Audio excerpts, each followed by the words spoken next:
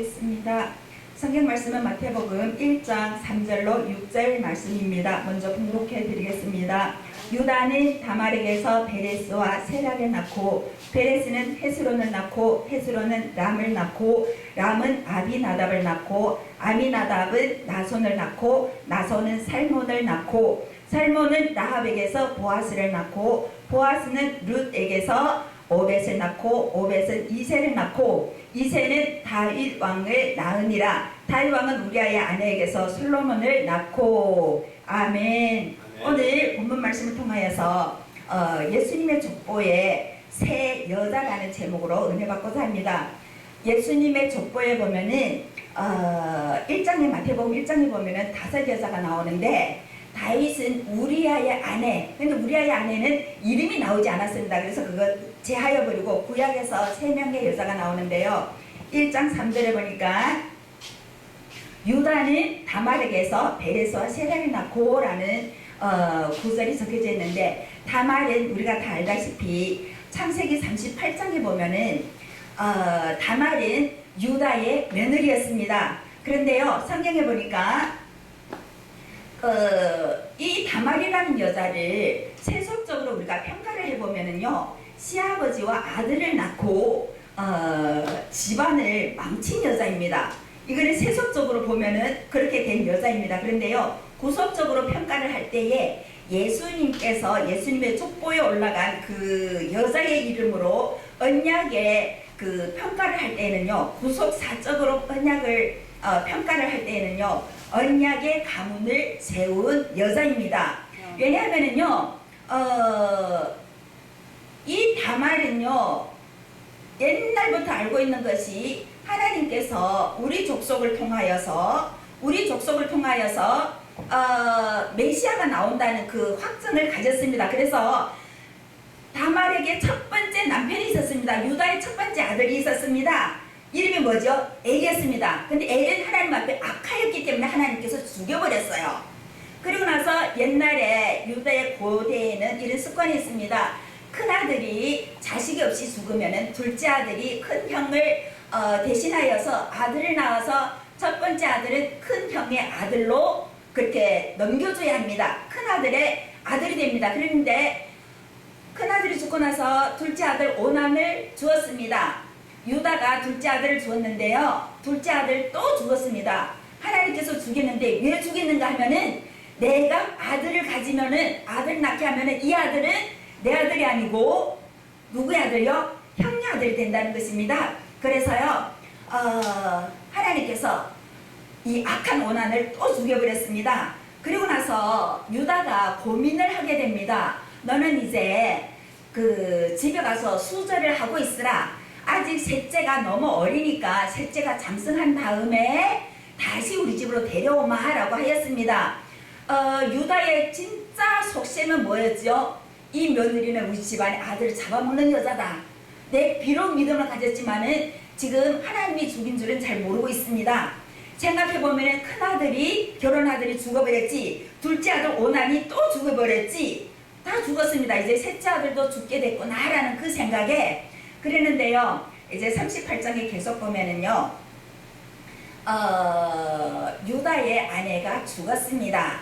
죽었다는 말을 듣고 유다가 이제 양털 깎으러 간다는 말을 듣고, 어떤 사람이 알려주는 말을 듣고 이 다말이 과부의 옷을 벗어버리고 창녀의 옷을 입고 그 시아버지를 기다리고 있습니다.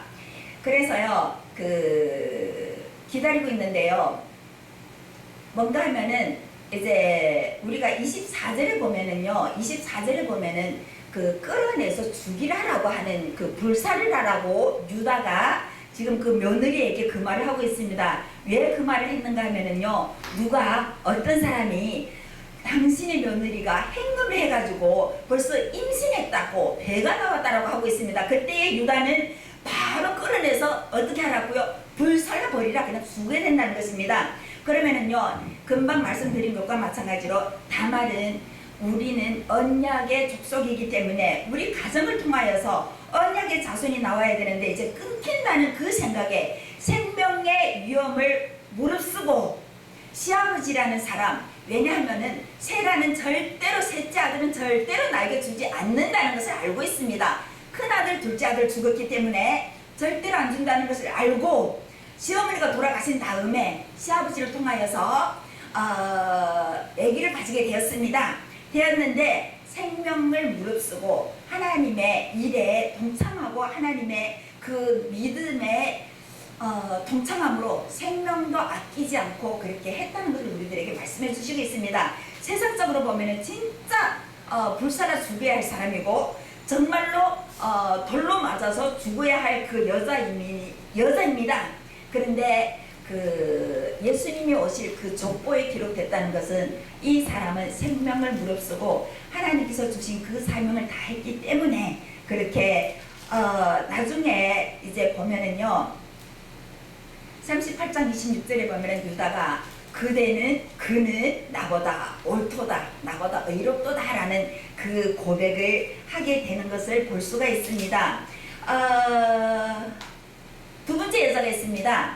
두 번째 여자를 보면은요 라합이라는 여자가 마태복음 1장 5절에 나오고 있습니다. 살몬은 라합에게서 보아스를 낳고 라고 말씀하고 계십니다. 그 라합이라고 하면은 우리가 다 알고 있습니다. 여리고성의 여호수아에 보면은요 여리고성이 진짜 높잖아요. 아주 견고한 섬 위에 그 집이 있는데 라합의 기생의 집입니다. 기생이라고 하면 우리가 다 알고 있습니다. 다른 남자하고 불적당한 그냥 수입을 위해서 생계를 위해서 하는 일을 말하고 있습니다. 근데요 라합이라는 것은요 이름의 뜻은 넓다, 아주 넓다라는 그 뜻을 가지고 있고 그리고 또 한 가지는 확 트이다.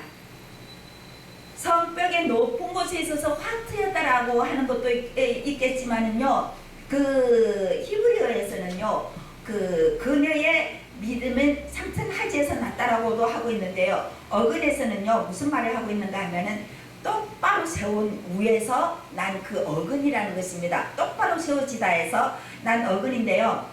무슨 말씀을 하고 있는가 하면은요. 확 트였다라고 하는데 이 여자는요.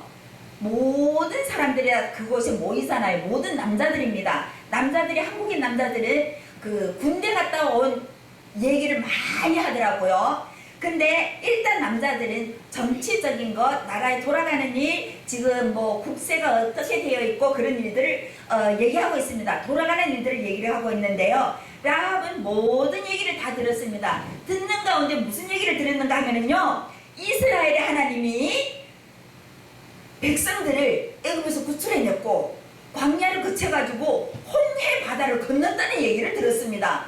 그래서 모든 백성들이 와 너무 무서워. 그 하나님이 너무 무서워하는 그 남자들이 하는 얘기를 들었다는 것입니다. 그래서 이 라합이라는 이 여자는 기생이라고 하였습니다. 그런데도요 그걸 귀에 들을 수가 있었다는 것입니다. 거의 여자들이 그냥 집안 살림일 누구네 뭐 어떻대 누구네 살림 이야기만 하는데 이 여자는 남자들을 통하여서 그 나라가 돌아가는 것 세상이 돌아가는 일을 다 듣게 되었습니다. 그러고 나서 믿음을 가지게 되었는데요. 그래서 이 사람은요. 라합이라는 사람 세속적으로 세상 사람들이 보는 평가입니다. 세상 사람들이 볼 때는 몸을 파는 창녀, 기생 그냥 그거에 불과합니다. 모든 여자들이 다 싫어할 거잖아요. 왜? 남편들이 거기 가서 돈을 쏟아붓고 있잖아요. 그리고 그 남편들이 뭐 집에 와서는 눈이라도 돌리겠어요? 그러니까 다 싫어하는 그 창녀였습니다. 저거만 죽어버렸으면 저 가게만 없었다라고 하면은 그래서 다 싫어하는데요. 구속사적인 평가가 있습니다. 왜 이 여자들에게는 구속사적인 평가가 있을까? 예수님의 족보에 올라갔기 때문에 영적으로의 평가입니다. 가나안 땅을 주신다는 하나님의 언약을 성취시키는 통로의 역할을 한 여자입니다. 세상에서는 창녀이고 세상에서는 기생이고 세상에서는 모든 여자들이 미워하는 그 여자임에도 불구하고 하나님의 입장에서는 가나안 땅을 정복할 수 있는 정말로 여리고를 어떻게 할 수가 없습니다. 두 정탐꾼을 보내잖아요. 보내는데 가서 얻은 결과는 뭐죠? 그쪽의 사람들이 간담이 녹아가지고 내 흔들리는 그 믿음을 알고 있습니다. 비록 성은 높고 사람은 많고 안에게 물질은 많다 할지라도 그들의 믿음은 없다는 것입니다. 믿음이 없기 때문에, 믿음이 흔들리기 때문에 그들의 팔다리가 흔들리고 있다는 것입니다. 마음이 흔들리기 때문에 하나님께서 이 성은 우리들에게 주겠다라는 것을 알게 되었습니다. 그리고 보면은요, 그 나라의 왕이 어떤 그 쫄병을 보내가지고 이 집에 이상한 두 남자가 들어왔다, 즉 여리고의 사람이 아니라는 것을 알고 있습니다. 그런데요, 그 동네의 모든 소문을 다 듣고 있던 이 라합은 이 두 사람을, 정탐꾼을 옥상에다가 숨겨놨어요. 네, 숨겨놓고 위에 풀을 덮어놨습니다. 그럴 때 그 정탐꾼이 온 것을 알고 그 왕이 사람들을 보냈을 때에는 이미 숨겨놓고, 모르겠다, 지금 좀 왔는데 나갔다, 빨리 따라가라, 성문이 닫히기 전에 빨리 따라잡을 수 있을 것이다 라고 하고는요, 그 성문이 다 닫힌 다음에 창으로 그 두 사람을 떨어뜨리면서 나가는 것을 볼 수가 있습니다. 그리고는요, 언약을 합니다. 알려줍니다. 이 여리고의 사람들은 비록 강하여 보인다 할지라도 당신의 하나님을 무서워합니다. 그리고 그 하나님을 어떻게 표현하는가 하면은요, 삼천하지의 하나님이라고, 우리 하나님은 천지를 창조하신 하나님이라고 하였잖아요. 근데 그 하나님을 정확하게 알고 있다는 것입니다. 비록 기생이지만은, 비록 몸을 파는 여자이지만은 우리의 하나님을, 천지 만물을 창조하신 그 하나님을 정확하게 알고 있기 때문에 생명의 위협을 무릅쓰고, 나라왕이 와서 질문할 때는 네 그렇습니다, 제가 숨겼습니다, 다시는 그러지 않겠습니다 라고 이렇게 대답을 해야 정상인데 숨겨놓고 당당해집니다. 왜? 나에게는 믿음이 생겼기 때문입니다. 그 하나님이 두 사람을 보내서 나를 구원할 줄을 알고 있었습니다. 그래서 조약을 맺습니다. 내가 이 나라의 정보를 다 알려줬기 때문에 당신들의 하나님이 와서 이 나라를 정복할 때, 여릉을 정복할 때는 우리 식구를 살려주세요라고 하고 있습니다. 그래서 언약을 맺었는데요. 무슨 언약이었죠? 창가에다 빨간 줄을 내려놓습니다. 네, 그래서 표징이 되는데 뭔가 하면은 쳐들어올 때에 이 창에 빨간 줄이 있는 집은 절대로 습격하지 않겠다, 보호해 주겠다, 절대로 그 안에 들어있는 사람은 죽이지 아니하겠다. 그러면 우리가 유월절 사건을 연상하게 됩니다. 유월절 때에 문설주에 어린 양의 피가 발려온 그 집은 이렇게 넘어갔다, 죽음의 사자가 넘어갔다 해서 유월절이라고 하고 있습니다. 오늘 여리고 성에도 그 유월절의 사건이 일어나고 있습니다. 동네 사람들은 저 미친년, 그럴 것입니다. 남자들을 끌어들이는 것만 해도 부족해서 뭔 또 창에다 붉은 줄까지 내리뜨리느냐 라고 하고 손가락질도 했을 것입니다. 그런데 오늘날에 우리들을 보면은 집안 살림도 옳게 못하면서, 집안이 찌질이 못 살면서, 김치만 먹고 살면서 그래도 교회 간다고 비웃는 사람들이 있는 것과 마찬가지입니다. 우리들도요, 세상 사람들이 보면은 아이고 세상에서 아무것도 못하는 건 그냥 갈 데가 없으니까 교회나 갔지라고 하는 사람들도 있습니다. 제가 옛날에 중국에서 교회 갈 때요, 야 네가 어디가 부족해서 왜 교회 가냐, 어디가 모자라가지고 왜 그 길을 가느냐. 교회라는 것은 부족한 사람들이 가는 곳이고, 뭐 창녀나 어디가 부족해서 남편이 없어서 어디가 아파서 뭐 너무 찌들어지게 못 살아가지고 교회 가는 줄로 알고들 있었습니다. 그럼 오늘날의 본문에도 마찬가지입니다. 이 여자들은 지금 2명의 여자가 나왔는데요, 다말이라는 여자 세상에서 손가락질 받잖아요. 처음에는 유다 가문에 가서 참 잘됐다 라고 했습니다. 근데 첫 번째 아들이 결혼식을 끝나고 딱 죽어버리니까 와, 이 여자 그러네. 그런데 둘째 아들 바로 죽고 나서 둘째 아들이 또 죽어버립니다. 그러면은 그 집에 아들 잡아먹는 귀신이라고도 하고, 네, 뭐 기가 센 여자기도 하고 그렇습니다. 그런데도 불구하고 하나님께서는 그 약속한 것이 있기 때문에 세상 사람들이 보기에는 어떠하든지 간에 우리는 천국이 우리들에게 약속되어 있기 때문에 믿음 흔들리지 않고 끝까지 해야 할 일을 하는 모습을 우리들이 보게 되는 것입니다. 이제 그 여자를 통하여서 여리고성은 함락되었습니다. 우리를 통하여서 이 세상의 모든 권세는 다 허물어진다는 것을 우리들에게 알려주십니다. 그리고 하나님의 사역은 우리를 통하여서 이루어지신다는 것을 말씀해 주시고 있다는 것을 우리들에게 주고 있다는 것입니다.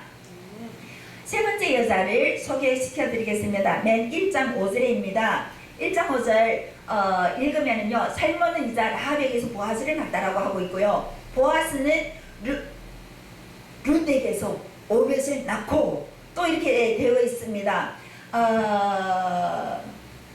룻은 이방 여자입니다. 모압 여자입니다. 우리가 창세기 29장에 보면은 그 모압 자손은 어떻게 나왔는지 다 알고 있습니다.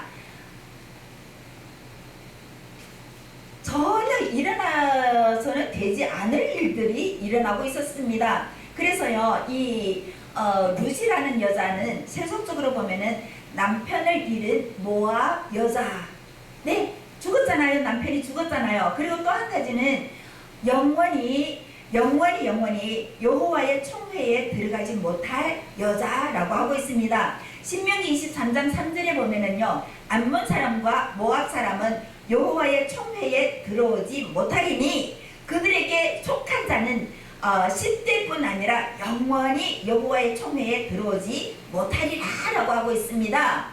그 여호와를 이제 십계명에 보면 우리들에게는 뭐 10대까지 복을 주신다라고 하고 있고, 그 저주를 줄 때는 3, 4대까지라고 하고 있습니다. 왜냐하면 3, 4대면 다 끊어집니다. 근데 이제 본문의 23장 3절에 보면은요, 10대뿐만 아니라 영원히 여호와의 총회에 들어오지 못한다라고 하고 있습니다. 왜냐하면은 모압 자손 우리가 알고 있잖아요.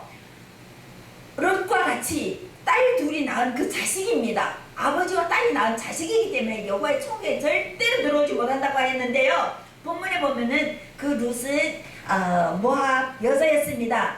룻기 이제 1장 4절 5절에 보면은 그들은 모압 여자 중에, 그들은 누구죠? 나오미의 아들들입니다. 모압 자손 여자 중에서요, 아내를 취하였는데 하나의 이름은 오르바라 하였고 하나의 이름은 룻이더라. 거기 그한 지 10년쯤에 멜론과 기론 두 사람이 죽었습니다. 죽고 그 여인은 두 아들과, 여기서 그 여인은 룻을 가리켜서, 아니 나오미를 가리켜서 말씀을 하고 있습니다. 나오미는 두 아들과 남편을 두고 이제 두 며느리만 남았다는 것입니다. 그래서 이제 1장에 보면은요, 그 나오미가 며느리들에게 너희들은 이제 집으로 돌아가라. 내 남편도 죽었고 너희들 남편도 죽었다. 나는 하나님께서 저주를 하셔가지고 벌을 내려가지고 이렇게 당해서 나는 아버지 집으로 가야 되겠다. 너희들은 너희 족속으로 돌아가라 라고 하고 있습니다. 이때 큰 며느리 오를 반은 막 울다가 결국은 돌아갔습니다.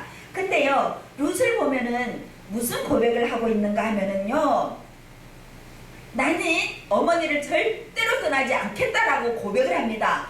어머니가 유한한 곳에 내가 유하고 어머니의 하나님이 나의 하나님이 되겠다라고 하고 있습니다. 죽는 일 외에는 나는 어머니를 절대로 떠나지 아니하겠다라고 그 고백을 하고 있습니다. 그래서 나오미가 이 며느리는 내가 어떻게 할 수가 없구나, 같이 가자. 그러면 가게 되었습니다. 가서 이제 보아스를 만나게 됩니다. 만나게 되는데요, 그 룻의 이름의 뜻은 친구라는 뜻을 가지고 있습니다.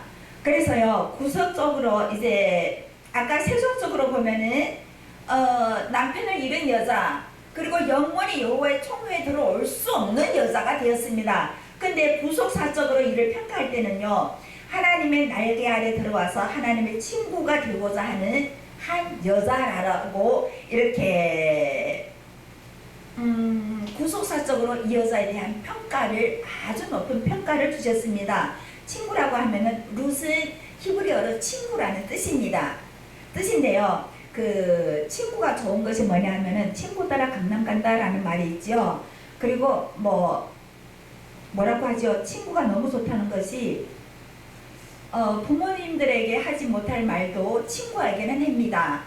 하게 되는 것이고, 여자라면은 남편에게 하지 못할 말 친구에게는 합니다. 그리고 또 아내에게 하지 못할 말, 할 수 없는 말을 친구에게는 합니다. 근데 이 룻의 그 이름의 뜻은 친구라고 했는데요. 구속사적으로는 하나님의 날개 아래에 와서 하나님과 친구 되기를 원한다라고 그 뜻을 가지고 있습니다.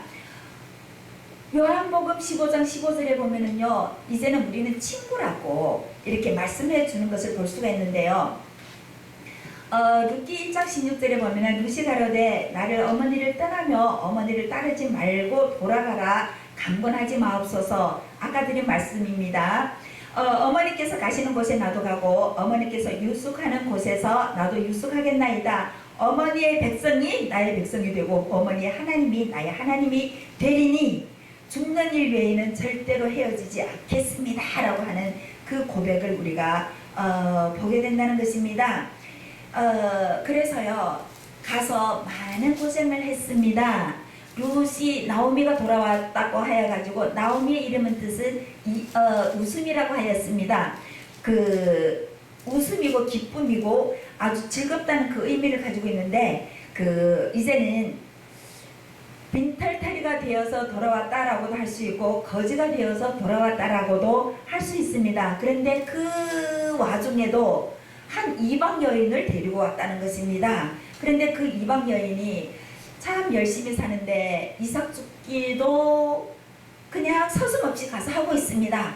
나만 배부르면 되지라고 배고파서 가는 것이 아니고 시어머니를 위해서 가게 되는 그 모습을 보면서 보아스가 감동을 받게 되었고, 그 보아스가 이제 어떻게 되는가 하면은요, 이 여자가 희생을 하는데 얼마만큼 하는가 하면은 시어머니를 위해서 이삭을 줍는가 하면은요, 보아스가 타작마당에서 자는 걸 보고 그 발치에 가서 누우면서 그럼 그 종이 되겠습니다. 나는 당신에게 바치는 몸입니다 라는 뜻까지 가지게 됩니다.